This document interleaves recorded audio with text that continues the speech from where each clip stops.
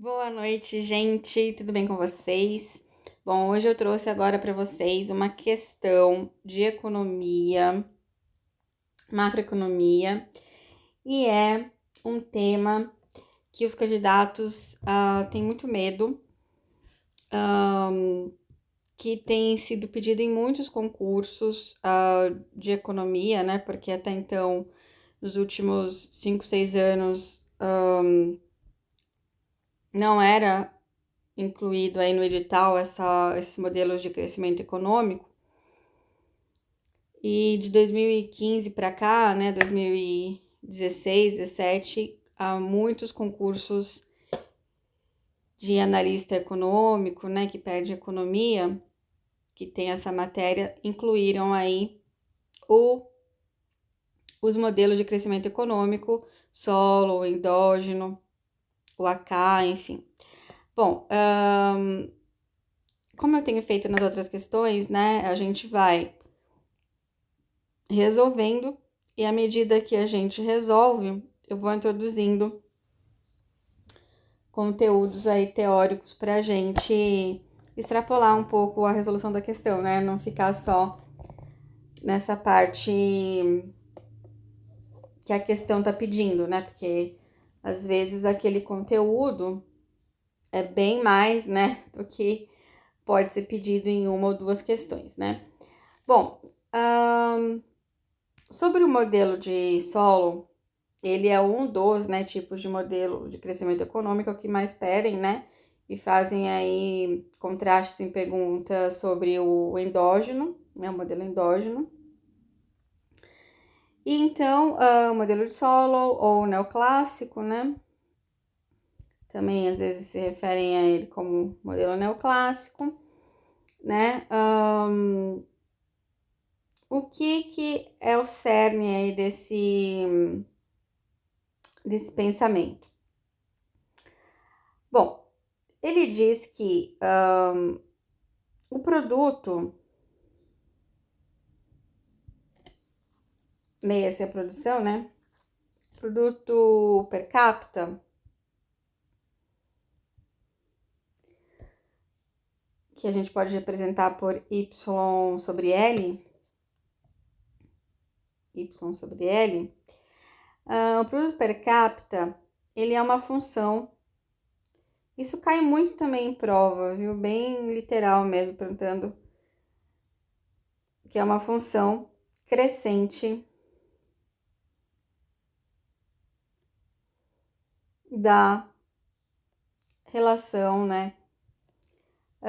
Capital-trabalho. O que isso quer dizer? Quer dizer que à medida que você aumenta o investimento em capital, o que se leia capital? Equipamentos, né? Máquinas, né? Máquinas e equipamentos. À medida que você aumenta esse investimento em máquinas e equipamentos por trabalhador, o produto per capita vai crescer também. É uma relação crescente, né? É uma função crescente e direta, né? Um cresceu, o outro cresceu também. E podemos concluir, né, dessa afirmação que quanto maior, deixa eu escrever aqui, quanto maior essa relação, né, de capital-trabalho, quanto mais houver investimento aqui em máquinas e equipamentos, né, maior vai ser o produto per capita, porque é uma função crescente direta, né? Deixa eu apagar tudo aqui. Quanto maior, você já tinha feito, né? Essa relação, maior vai ser a relação produto per capita, né? Certo. Mas o que faz, o que proporciona, né, o crescimento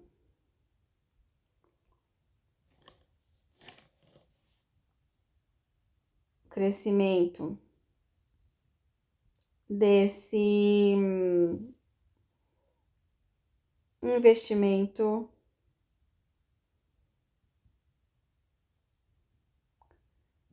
investimento na economia, né? Bom, ele diz, bem, fazer uma pincelada rapidamente aqui, né? Porque nosso objetivo é responder também as questões, né? Não é uma aula expositiva. Ele fala que as fontes, né? O que faz, né? As fontes de crescimento econômico, elas dependeriam, o que faz crescer, né? Elas dependeriam de crescimento da força de trabalho. Leia-se pessoas, né? Trabalhadores. 2, crescimento de capital. Investimento em máquinas e equipamentos, né? E por último, né, o desenvolvimento tecnológico. Mas, nessa teoria aqui, o desenvolvimento tecnológico, ele é exógeno, ou seja, ele não é explicado dentro do modelo. Ele é a quantidade de desenvolvimento tecnológico, de tecnologia, ela é dada, nesse modelo ela é dada, né? Ela é decidida, determinada fora do modelo, né? Por isso o ESO, ela é exógena. Depois a gente entra aqui um pouco em detalhes dessa questão do desenvolvimento tecnológico exógeno dado, que é como se fosse um bem público, também dá pra gente fazer várias questões de bem público, né? Então, essas seriam aqui as fontes determinantes, né, do crescimento econômico de um país. Então, levando em consideração que essas são as 3 fontes, então, para que uma produção de um país, né, seja alterada, vai precisar haver o quê? A inclusão de novos fatores de produção, certo? Que aqui, no caso, ele menciona, são a força de trabalho, as pessoas, o capital, né? E a tecnologia, né? O desenvolvimento tecnológico. Então, precisa haver aí uma inclusão de novos fatores de produção, né? Mas, como é que faz a inclusão desses novos fatores? Como é que se financia? Como é que se financia a inclusão desses novos fatores? Né? Precisa pagar isso, né? Como é que se paga isso, né? Então, ele explica que para se financiar isso, né, é preciso que haja aí, então, é preciso colocar literalmente aqui, né, é preciso que haja uma poupança, né? Uma poupança per capita, né, por pessoa. Uma poupança per capita, né?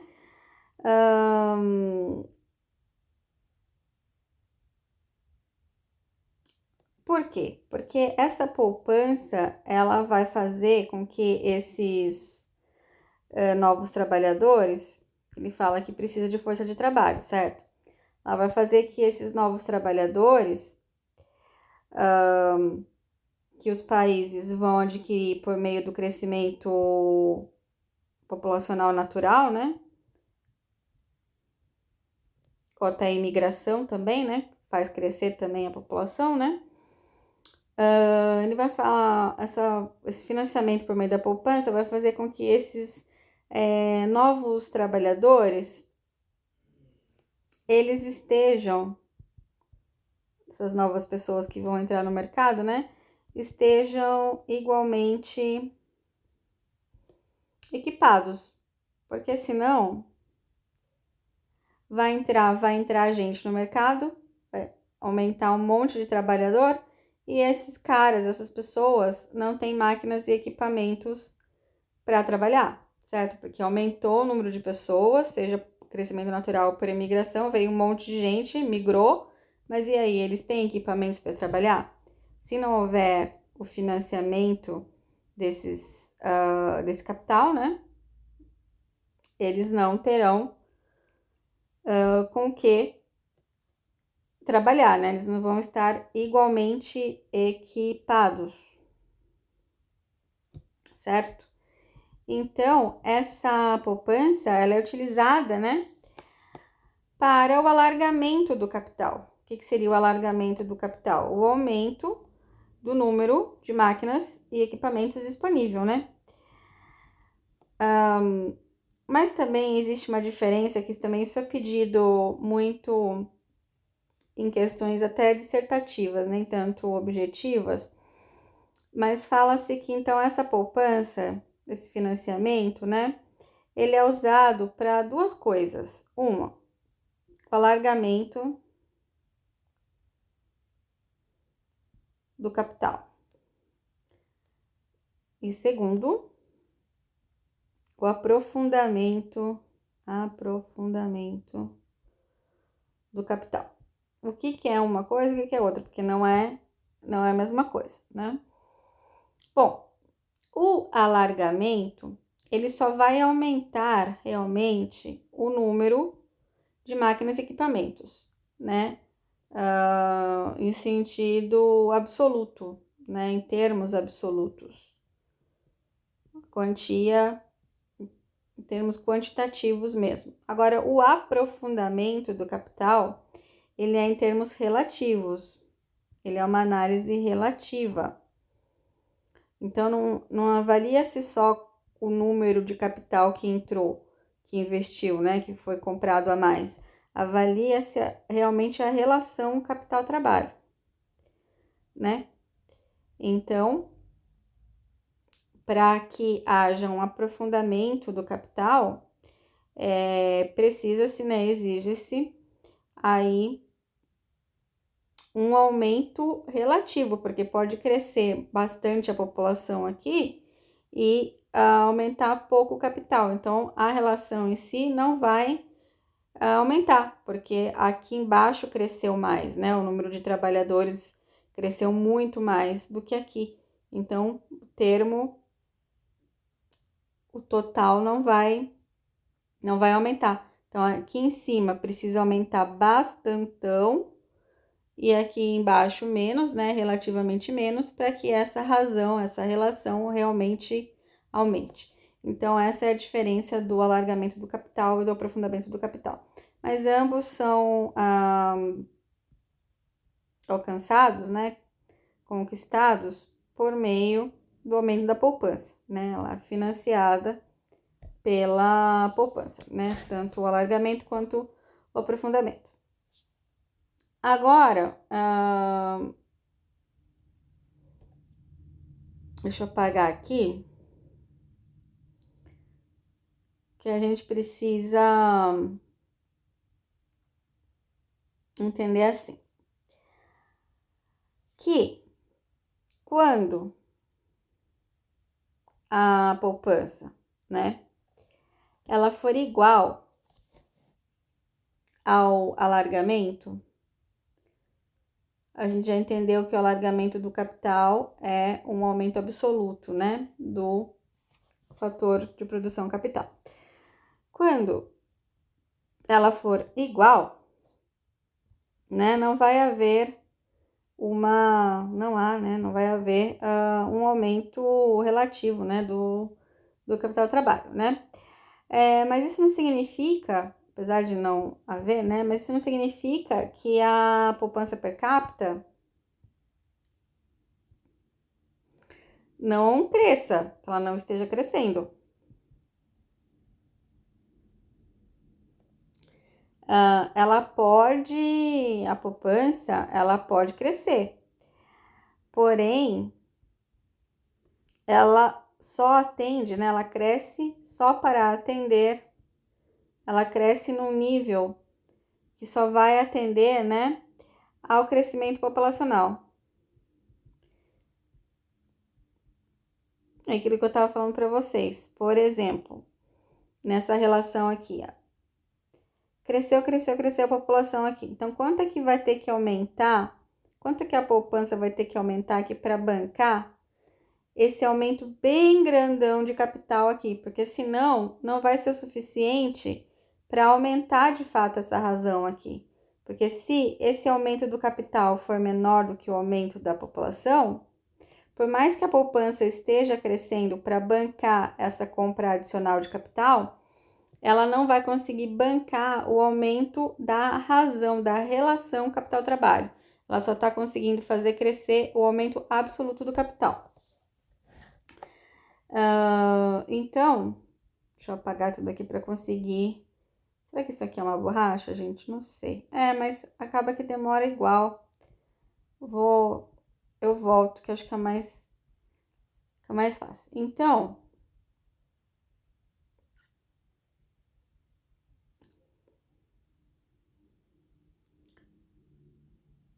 o que acontece?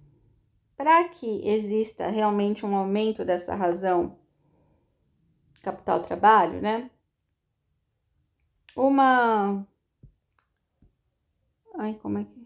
Essa daqui. Uma quantidade, né? Vou colocar aqui, né?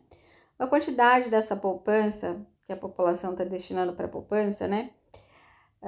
Per capita, né? Da poupança per capita, ela precisa ser destinada para equipar, né? Novos trabalhadores. Porque senão vai crescer muito a população, né? E novos trabalhadores que estão ingressando no mercado de trabalho, né? Isso é uma quantidade. Agora, a outra quantidade, outra parte, digamos assim, né? Um outro quê, ele vai ser destinado, o outro quê da poupança per capita, ele vai ser destinado para equipar, né? Para equipar, não, para substituir. Esse daqui é para os novos trabalhadores. E esse vai ser destinado para substituir o capital depreciado. Ou seja, aquele capital que já foi investido anteriormente, mas depreciou, né? Estragou, enfim, precisa de manutenção, ou pifou mesmo, né? É a depreciação, né, gente? Certo? Então,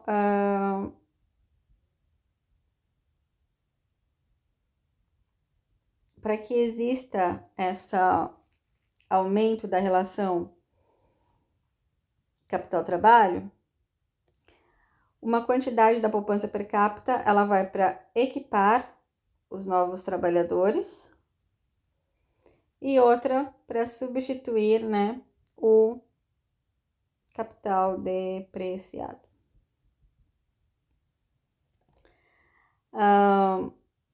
Então, se a gente for pensar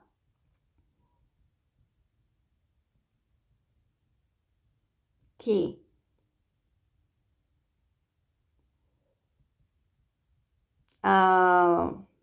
tem que apagar tudo aqui. Que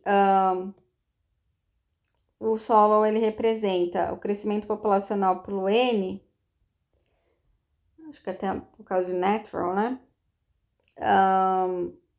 O N mais a depreciação versus o capital. Isso significa o quê? Que o capital investido ele vai ser para fazer o quê?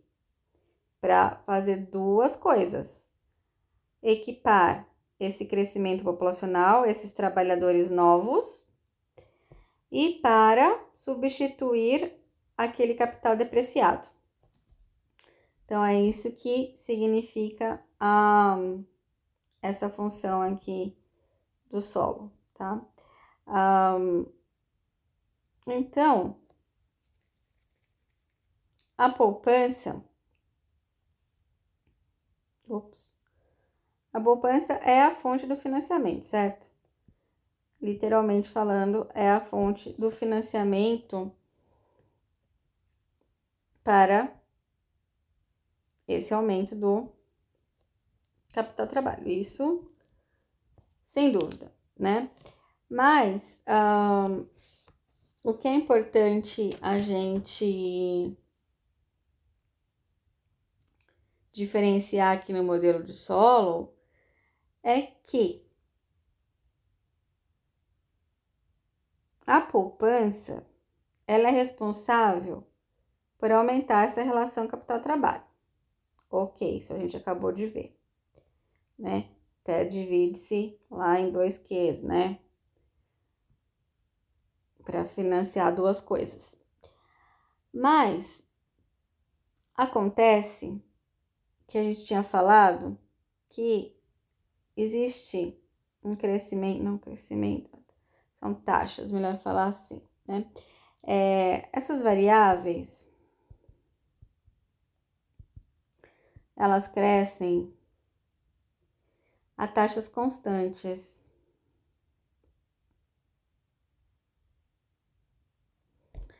Então, se você for mantendo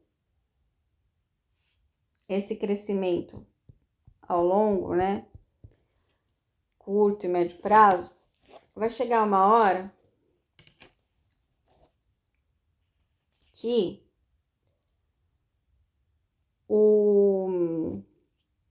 essa poupança, que é a fonte financiadora, né, ela não vai mais fazer que o produto cresça. Por quê? Essa é